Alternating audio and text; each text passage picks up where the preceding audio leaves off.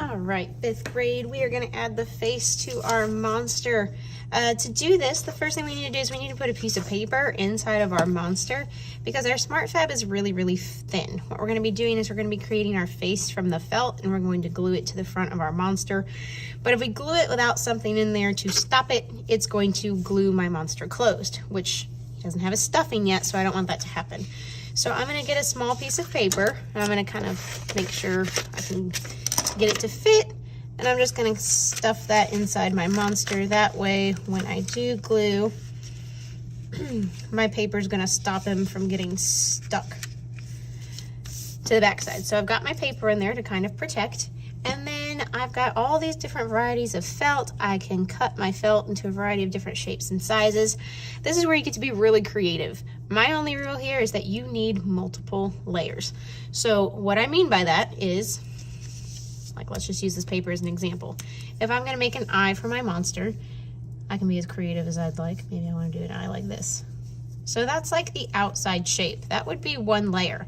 But this doesn't look like an eye yet, right? I have other details to add. I can put a circle in the middle. I can do another little triangle to make a detail. I can add eyelashes or eyelids or anything like that. So each individual shape is its own layer. So when I translate this into the felt, each piece of that is going to be a different piece of felt. So let's say that that's the eye I'm going to make. Let's just go with it for the sake of going with it.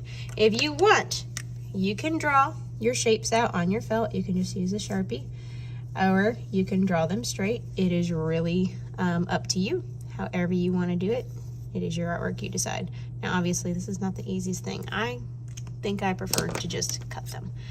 When I cut the felt, I have to use the back of my scissors and I have to hold it really close to where I'm cutting. Otherwise the felt doesn't like to obey what I want it to do. So you gotta make sure that you're putting the scissors all the way to the very back.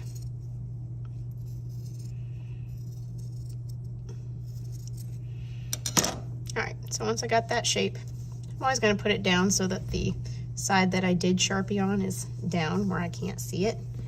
When I put the glue on here, I want to make sure that I've got glue kind of evenly coated. So instead of me just putting one big dot in the middle, I'm going to kind of use the tip of my glue to just evenly spread it around. So yes, you're going to be touching the tip of the glue into the glue and you're going to use it to spread. And it's going to get all gross and yucky and it's not a big deal. You'll just wipe it off at the end. Then I can stick it down. I'm going to press and hold so it's nice and firm.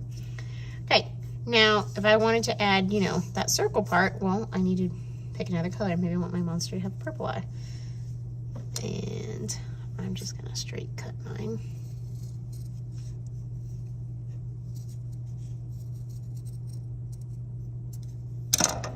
Okay, so this is layer number 2. So that layer would go on top of that layer. So that's what I mean by you need to have multiple layers. You can't just cut out circles for eyes and call it a day because it doesn't look good.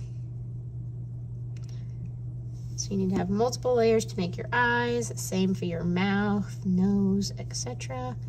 Take your time, be creative. It is kind of fun to play with.